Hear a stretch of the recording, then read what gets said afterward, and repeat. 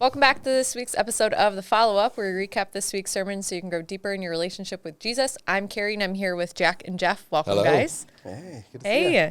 I'm excited for us to dive in because we have quite a bit of things for us to talk about, but also we were diving into Genesis 16, and then we skipped on over to 21, and both of you guys had mentioned in your sermon that you really wanted to dive into I call it the messy middle. There was a lot of different things that kind of happened through 17 and 20.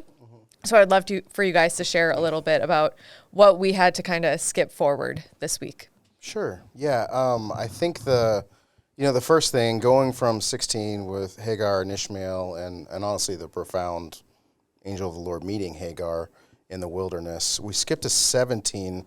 And we didn't get to spend a whole lot of time there. There's multiple moments where you see the covenant with Abraham like either rehashed or kind of fleshed out further. And so you've got 12, you got 15, and then 17 is a big moment where, again, I think it's a doubling down.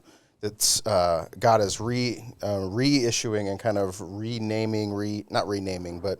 re-speaking the Abrahamic covenant and including the covenant of circumcision.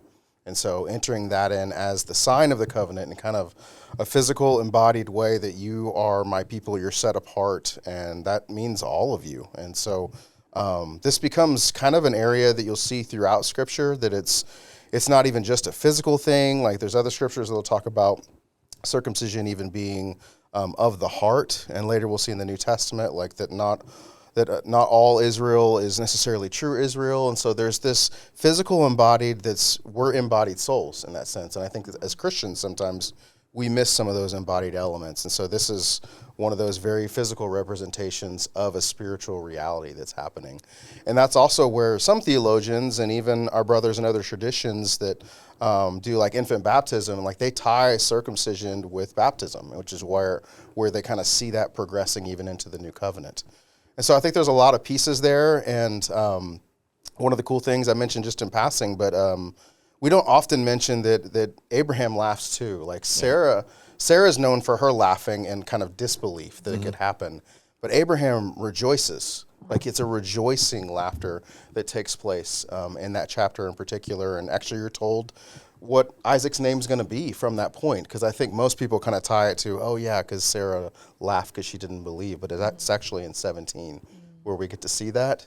And then I mentioned it just in passing, but there's also this moment where you see Abraham's kind of even his posture towards Ishmael being there. He says that Ishmael might live before you, like that maybe like could the covenant just come through Ishmael? Like is that could that not happen? And God just stumbles down again. Hey, there is a plan. Like there is a future for Ishmael. I'm going to honor him because I've promised to honor you. But that's not where the promise is going through. It's going to come through Isaac. Yeah. And so, yeah, I love the father's heart of Abram toward Ishmael. And a lot of people just want to write Ishmael off, but Abram cared for Ishmael and even cared for Hagar. But Ishmael was Egyptian too, so he couldn't be the bloodline. He couldn't be through the promise that was going to happen. So, to your point, God's full plan for Sarah, not because Sarah was so wonderful and perfect in this, because she wasn't, but God's plan was going to be fulfilled through Sarah. Yeah. I also lean into, in this messy middle, the two messy things that jump out to me. Obviously, Sodom and Gomorrah. You can't ignore where culture was. You can't ignore where everything was in regard to their relationship with God, and just the total, destruction and dismissiveness of it. And I've heard people say, well, if America gets worse, we're going to have to apologize to Sodom and Gomorrah. No, we're not there. You can pick some pretty destructive or harsh cities within our own country. You'll find more than 10 believers. There's still a representation for Jesus here. Is it tough? Sure, absolutely. But go read Sodom and Gomorrah. That's a different thing. And then the default of Abraham when he gets in a tough spot to again go, this is my sister. It's like you didn't learn the first time. Like, well, it kind of got me out of the mess the first time, so let's try it again. And Abimelech, right? I think is that, yeah. And so for him to go back to what might have worked for him before, got him out of it, brings a curse on Abimelech again, or on the leader again. So to me, it just shows humanity, like our human nature on full display. Yeah. Well, and there's a fascinating part of like that story. I was just rereading it today, and it's kind of interesting that because when we think of God being sovereign and in control, like he appears in a dream to Abimelech as like, I'm not going to let you sin against me. Right. You're like, oh, yeah, I guess you're God. You can do those things. Like, Override. yeah, I'm sorry. Yeah, you're in a bad situation. And he explains, actually, Abimelech, sadly, if you read that whole chapter, he comes out shining as kind of an integritable guy going, I don't know what's going on. Like he said, it was a sister. Like, what wrong did I do? And God's like, yeah, you're right. You didn't do anything wrong. But right now, like you're being punished with like affliction. The wombs of your women are closed. Yeah. Like until you make this right. And so then he comes back to Abraham as like, what have you done to me? Like I thought I was I thought I was doing a good thing. And so, yeah, that's kind of one of those uncomfortable things where there's some moments, especially in Israel's history, where you see the people who are outside the chosen line acting more integritable than God's people. And that's like... Yeah. And that's what I love.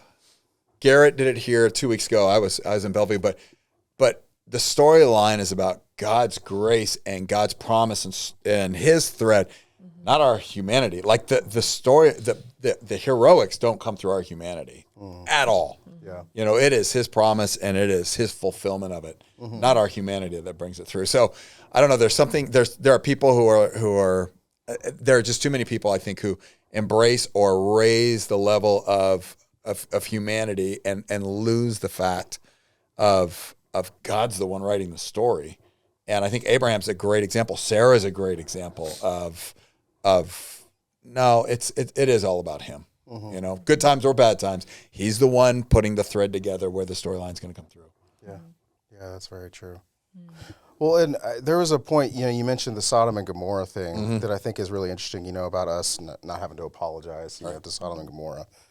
You see how wicked they are in chapter 18, because there's this moment, Abram has this visitation with another like theophany, Christophany, and a couple of angels where they're eating a meal, and that's where Sarah laughs. And I love the question there, and I mentioned that in my sermon, is anything too hard for the Lord?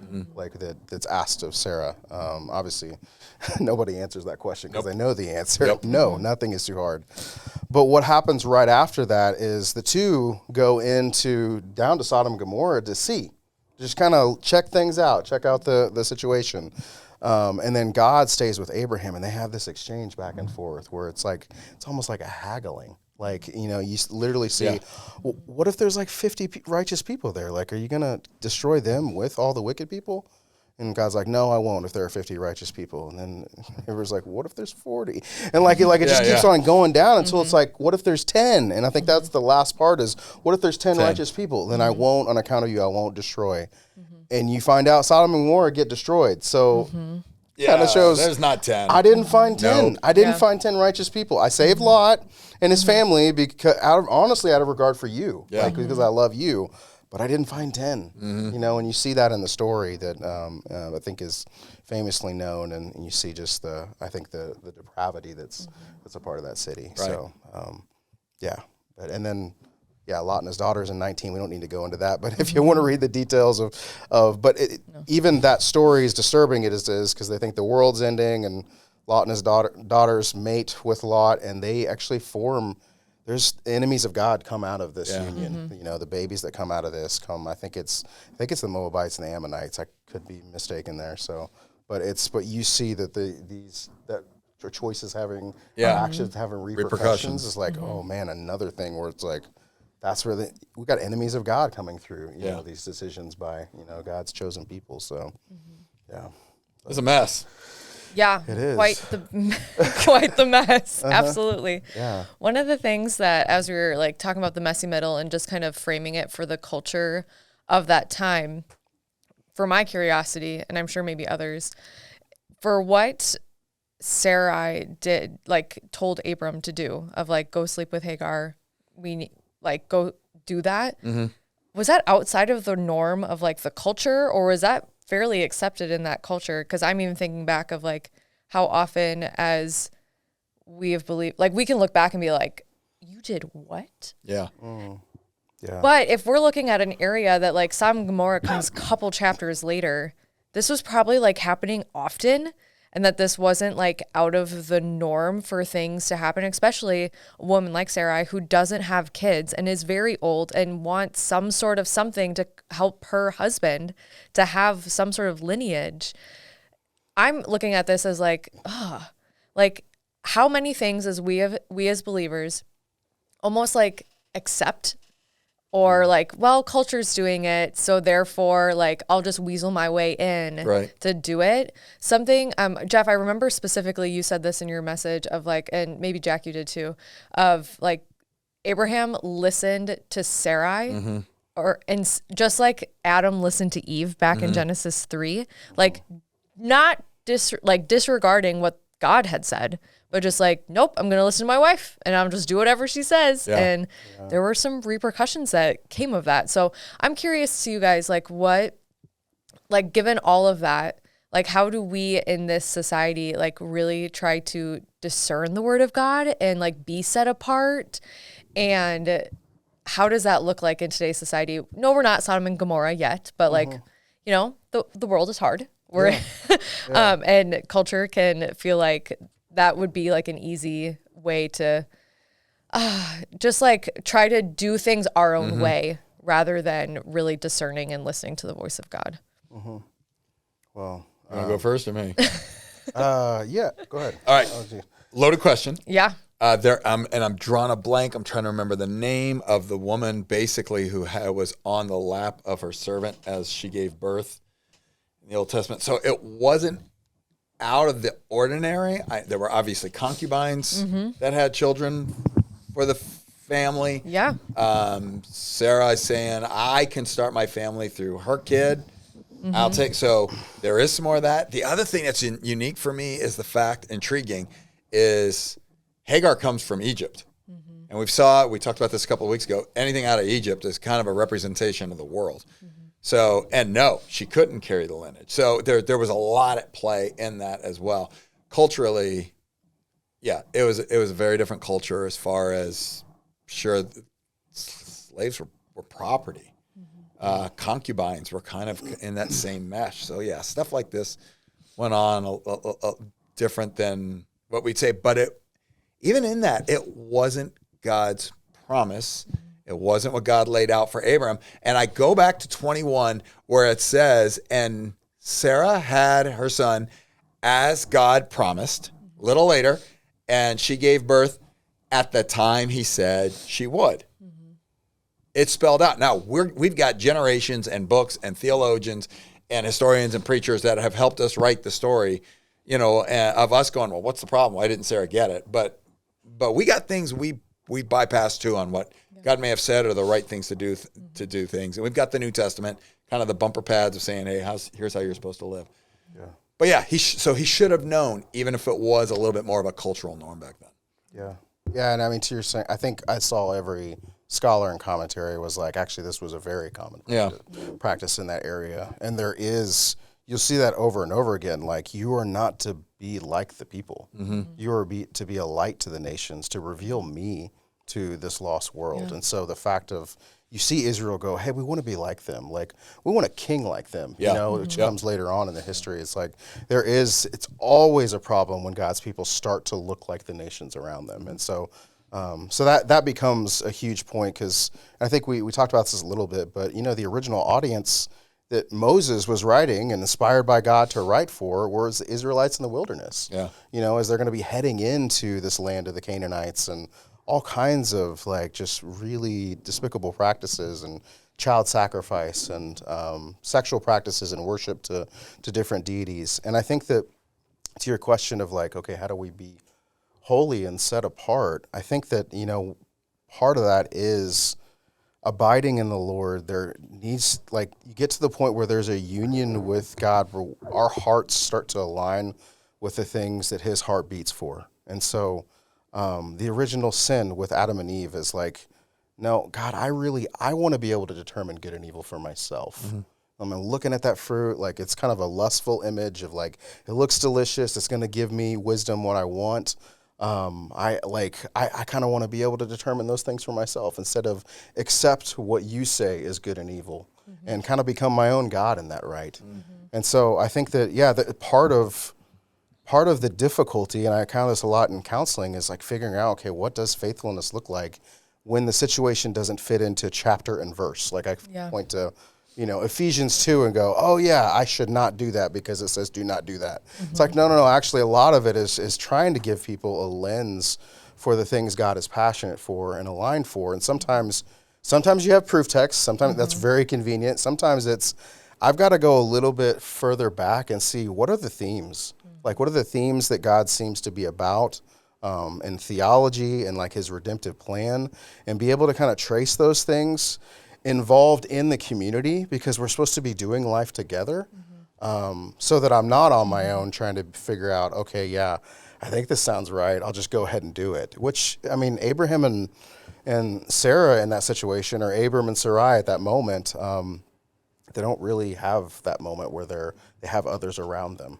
that they're doing life with in that sense, and so they don't go to the Lord in that moment. They're not inquiring of him like he does later. Like we see him do in 15, and like we redemptively see him do in 21. Like he actually does go. He doesn't just agree. He doesn't just listen to Sarai. He's like, hey, I'm distressed by this, and that's when God speaks into that moment. And so I think that there's the hope is that as we grow and as we walk in repentance, like we begin to be excited and passionate about the thing that drives God, and we start to maybe despise and hate the things that God despises. And so then our even our wisdom and the things that are not clear black and white issues, there's opportunities there for us to bring others in and have that conversation. What does wisdom look like in this situation?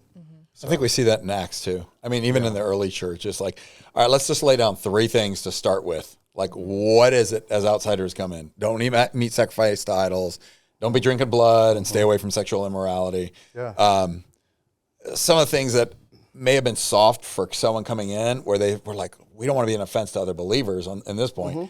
So let's lay these down. So you have to find those things that are going to bring peace with God, peace with man. Well, circumcision. Yeah. Right? We didn't talk about it, but that's one of those early church issues. Like, should everybody still be circumcised? Should we require them to uphold the Jewish parts of the law in order to be a believer? And so, that was them getting together in the community, inquiring of the Lord, and then that line, I think, in Acts that says it seemed good to the Lord and to us. Yeah. Like, so there was just that beautiful symmetry of God's people in line with him, which I think is such an ideal to go for. But, Jack, to close us out, you specifically had your points wrapped around of like, even in the midst of hard circumstances, we remember these 4 things, and you can go back and watch a sermon to see all the 4 things. What would you give as like one final piece of like practical, a practical nugget of like somebody who's walking through a hard time, that they can be encouraged when they look at the story that we've talked through today? It's part of the thread. And as much as that hurts and as hard as that is to embrace, remembering that somehow in this storyline of it all, God can use this. And it's going to end up being part of the testimony. Actually, Jeff and I are speaking again, I think it's in 2 weeks. And that's part of the outline, is like the testimony is produced out of the test. And I hate that part and I love that part, because I wouldn't want to repeat some of the things I've had to go through in life, and yet I would not trade the hellacious moment where only God could have got me through. And that sounds trite, and that sounds cliche, but man, until you've been there, and Abraham had to go through the same thing. And I went through King David had to go through the same thing when he's writing, God, why have you forsaken me? Or John the Baptist writing that, or Moses on the backside of the mountain, or we can go through Esther, why me? And all these people are going to die. So, but it's all part of the thread, and just stay faithful. And I've got certain things right now. I don't know why it's going the way it is, and I'm praying through certain instances and issues going on around me in life, and it's like, it's part of the thread. So hold tight in it. I don't know if it's going to be hours, weeks, days, months, years, decades, but you just hold tight in it. Well, thank you guys for joining us for this week's episode of The Follow-Up. Make sure you subscribe so you never miss out on an episode, and we'll see you guys back next week.